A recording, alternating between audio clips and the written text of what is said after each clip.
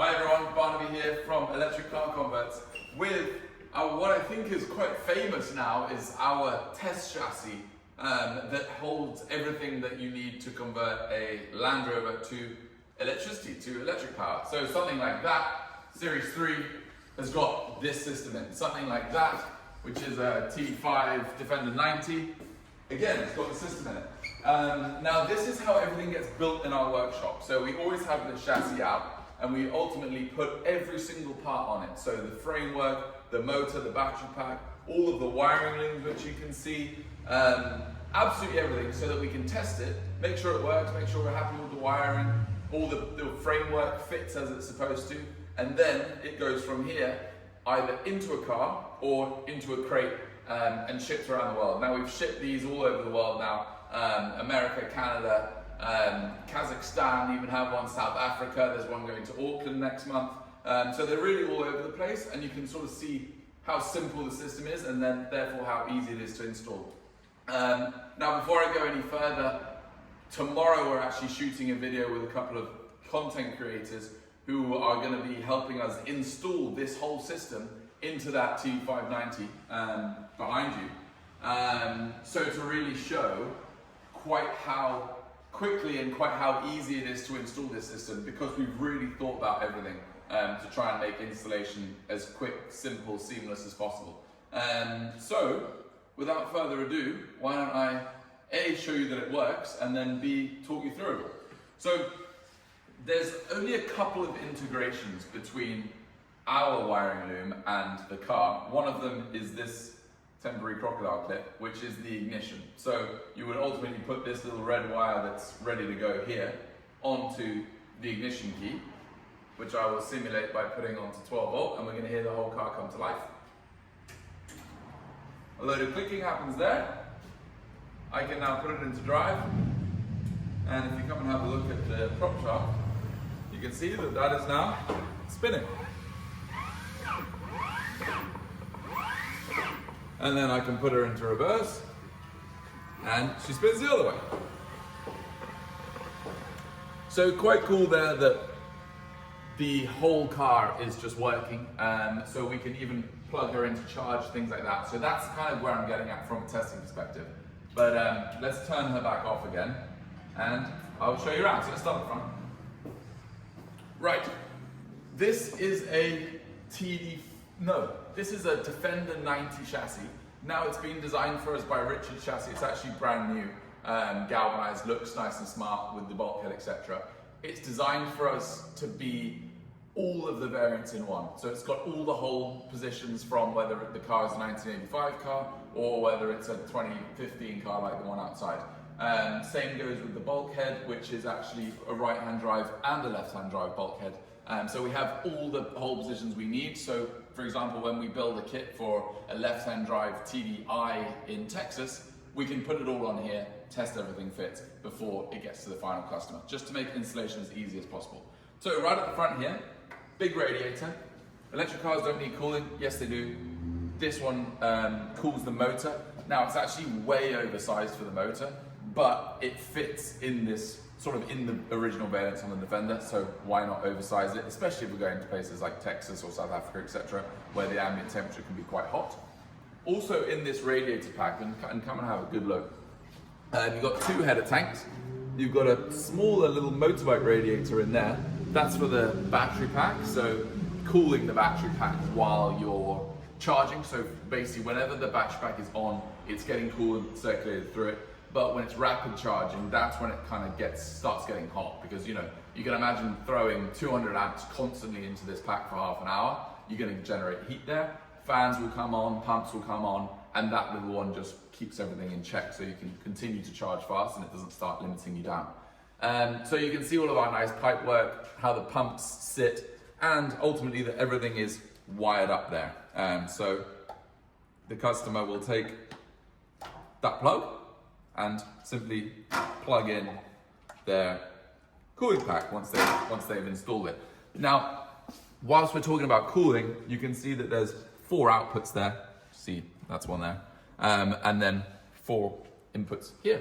So these coolant tubes go down, one goes into the battery and the charging system, the other one just goes down to the motor.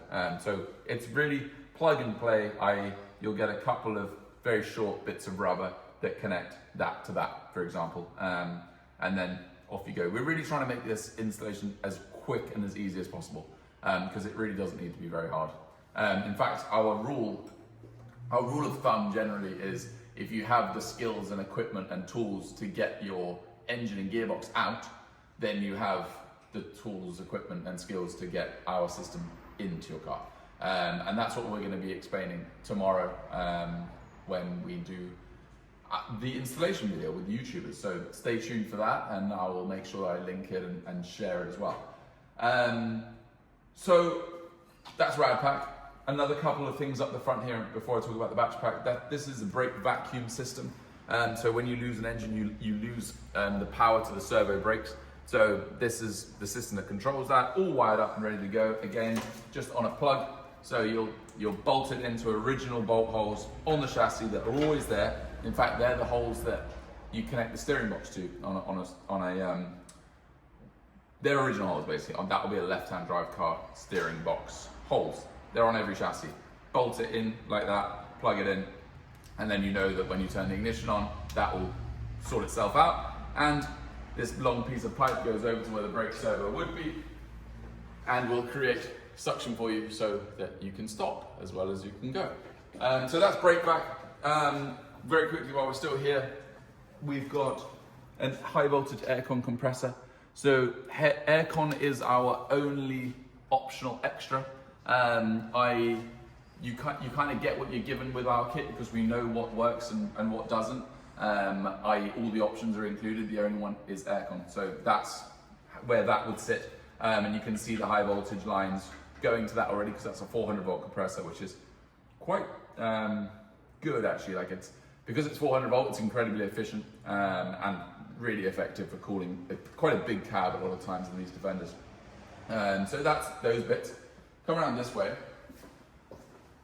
This side, there's almost a little bit more going on. So you've got power steering. Again, so this will have power steering lines on it that will connect down to the original steering box in the car with the correct threads and everything. You really don't have to think about anything, even down to arranging for a hydraulics man to come and plumb it all in. There's no need, it's all just part of the kit. Again, it's ready to be plugged in and you'll fill it with central hydraulic fluid. Under here, people will recognize this if you've watched our videos before, but that's fuses, relays, that kind of thing, that controls things like water pumps or cooling fans or turns this off and on, etc., etc., and then auto interfaces into the box, which I'll talk about in a moment. You've got high voltage all ready to go. Again, it's a case of you'll just unplug it or unplug this and you're ready to go. It's all pinned. You really don't want, I don't want people touching high voltage crimps and stuff because it's that kind of thing that you get wrong that then causes fire ultimately. So we know that they've been properly crimped in-house, they're the right length and they're completely safe. So it's just a case of receive the kit, plug it into your compressor, plug it into your heater, and off you go. So really everything is thought about. Now also here we've got the low voltage looms, so you can see where these actually plug in to the box. So, you know, for example, that's unplugged there. Mount the box, plug it in, and then that goes, I think that one actually goes down to the motor or charge socket, things like that. So that whole low voltage loom is also completely ready to go. And you can see it kind of strewn all over the place. You've got to remember there's a big wing here. So all this will get tucked into wings, etc. So you can't really see it as much as you can when you're on a bare chassis like this. You know, this is designed to really be accessible so that we can build it, but then it also looks great on our YouTube videos and on our brochures, etc. and that kind of thing. So battery pack. People will know if they watch, this is a Felton battery pack. Now that's one of our key things and a decision we made about 3 years ago, I think, to really say we're exclusive to Felton now. We no longer build our own battery packs in-house like we used to, and that's because of quality. So the quality that Felton can produce by having a purpose-built factory for it, by having a big team, and really only focusing on one product means that they've got that really right inside.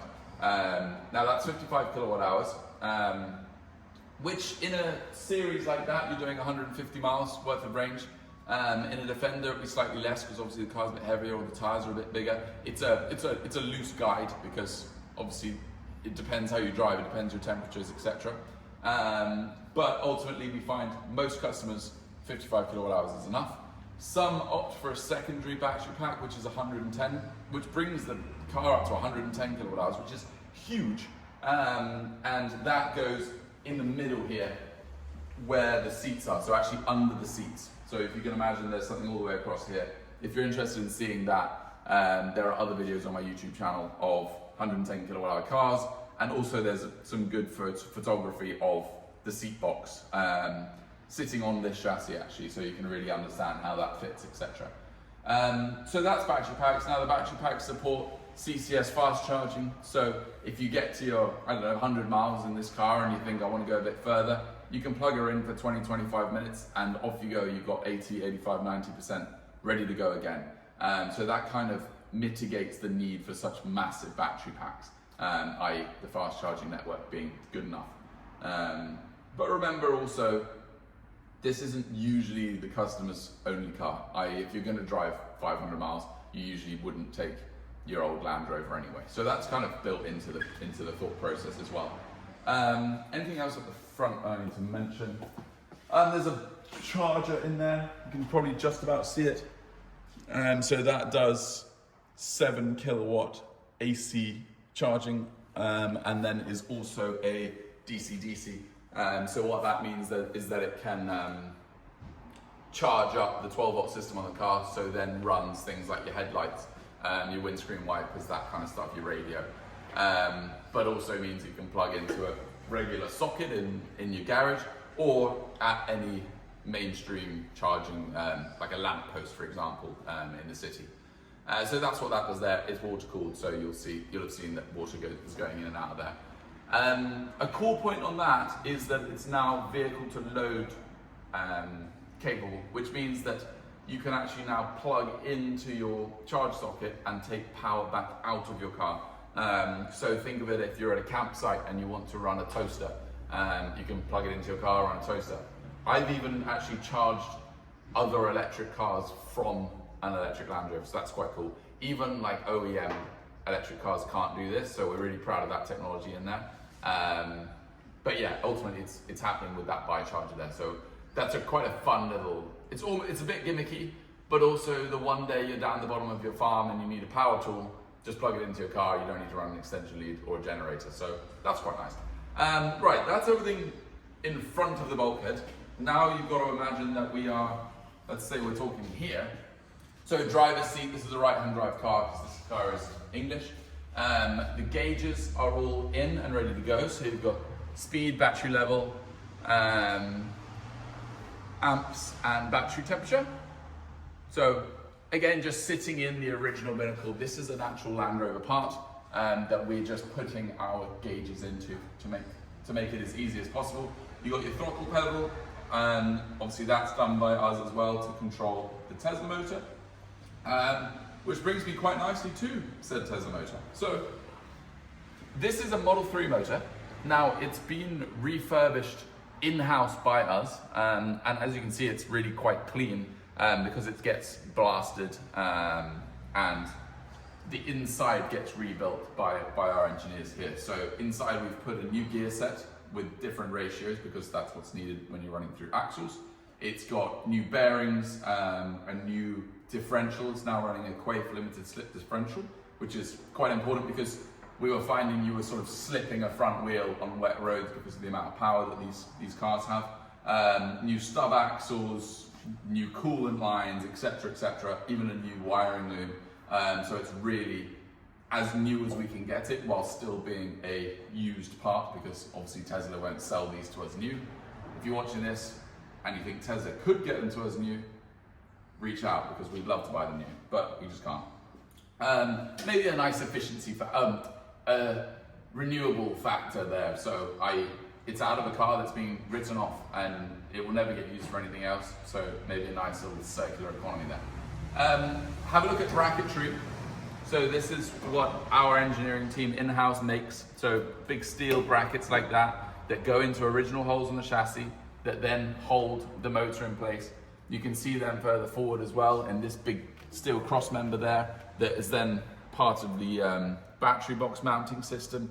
So everything is sort of overly strong on purpose, and we can get away with that, and we can get away with it being quite a heavy part because it is an old Land Rover. It's not trying to be as lightweight as possible. We'll have a perfect 50-50 weight distribution. So that's why all of our parts are kind of beefed up, and you know, you can thrash this around a farm and I have no worries that you're going to have any problems with it, etc. So that's the motor. She's broadly 280 to 300 horsepower. 0 to 60 is about 5 to 6 seconds, depending on how heavy your car is. So it makes these Defenders just unbelievable to drive. And in terms of efficiency, reliability, etc., this motor is just ultimately as good as it gets. I really, really haven't come across anything better in the market that can replace that in such a small package for reasonable money, to be honest with you. Now that outputs through there to the rear axle and through another one on the front to the front axle. So constant four-wheel drive, as the Defender obviously is. So that's there. In the middle here we've got our controls. So drive, neutral, reverse. That's the electric handbrake button. That's our eco button, heat and aircon. So that's kind of everything you need just in one place, and that replaces the gear stick levers. So pull out your gear stick levers, plonk that in its space, and then plug it in, and that will control the whole car. You'll see we're obviously running temporarily a little 12-volt battery here, but this is where the 12-volt battery in the original car goes. So you'll simply just plug those two onto your battery, and that will power the high voltage system. I turn it on, basically, is what I'm trying to say. Now, further back here, charge socket. Now this is where the charge socket goes in a Defender like that. You've got standard Type 2 there. This is for England and European spec. We can also spec a Type 1 charger for our North American friends. That's 7 kilowatt AC charging. This is 70 kilowatt DC charging. So if that means nothing to you, it basically means you can charge anywhere a normal electric car can charge through the same plugs, etc. So keeps it very easy, and it really neatly sits in the original place where you used to actually put the fuel into the car. So that's a nice little touch. Obviously there's a lot of control looms and locks and sensors all running off that, which you can see is all just part of this main wiring loom there. And then electric handbrake. So these are made by Willwood in the States, and go on to, are just a secondary caliper on this custom mount that we've designed and made. That then means that because obviously you haven't got the handbrake where it used to be on the back of the transfer box on these cars, you now just have a button and you can have perfect handbraking. Which is, if you're a Defender owner, you'll know that that is a pretty nice touch, because handbrakes are usually really rubbish in our old Defenders. So that's good. Finally, I think, is aircon back here. So because aircon systems get much hotter than EV systems, we've had to put the condenser pack right down the back here, out of the way, so that all that heat goes out the back of the car rather than goes into our battery and motor radiators. So that was a lesson learned, I think, but now that's all done and back here. But yeah, you can now have aircon coming out of all your original vents, and it's high voltage, so it's on straight away, and you don't have to wait for anything to just kind of get going. So a really nice little system there. You'll notice it's not plumbed in yet, because that's too hard to do on the chassis itself. You want to be doing that in the car itself. So that is our Defender chassis. Available as a kit, shipped worldwide. It would literally go straight from this into our crates over there, and it can be anywhere in the world. Shipping isn't really that expensive either, so we could even ship it on a chassis like this if you wanted to buy a chassis too, because maybe your car needed one as well. And then it comes like this, you stick the body on the top and off you go. That's maybe quite a cool way of doing it. I'd love to do it that way one day, so if you want to do it that way, call me. Pricing, this system as it's sitting here right now is exactly £60,000. I have a US price which I believe is 87,000 US dollars, but double check that on my website. Pricing is just available on the website. And that is everything you need in a crate at the door, ready to be collected. Our long range system is 85,000 pounds, which is the equivalent of 122,000 US dollars for the 110 kilowatt hour pack. So really you can convert your whole car with either of those systems. You just need to decide how much range you want. Now remember, stay tuned. I'm going to send a whole load of links. We've got this big event tomorrow where we're putting everything from this chassis into that Team 5 Defender. We're going to show you how easy it is to install. I think it'll be a really fun day of really showing how this transports into a car that then will drive down the road by the end of the day. Hopefully. You never know. But we're pretty confident it's going to work. Thank you so much for watching, and we will see you on the next video.